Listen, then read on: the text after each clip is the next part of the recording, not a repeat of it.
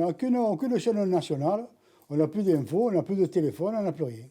Et c'est comme ça depuis le mois de novembre. Pour cet habitant de Vitrolles, sans connexion Internet, la vie est devenue plus difficile. C'est compliqué pour les petits-enfants.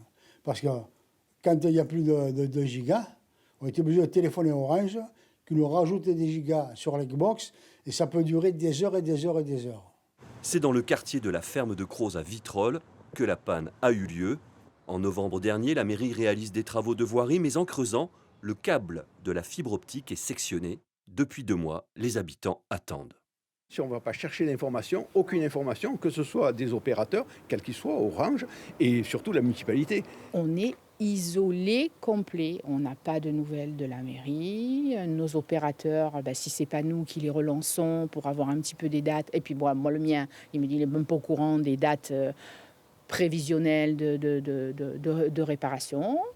La mairie reconnaît qu'il y a pu avoir une erreur d'appréciation de la part de l'entreprise qui a réalisé les travaux.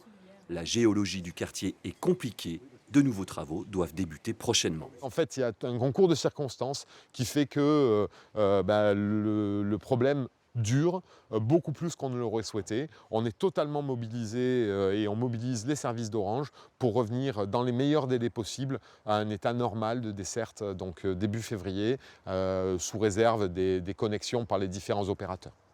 Dans un communiqué, Orange déclare que la ville aurait dû prendre en compte la spécificité des réseaux télécoms existants.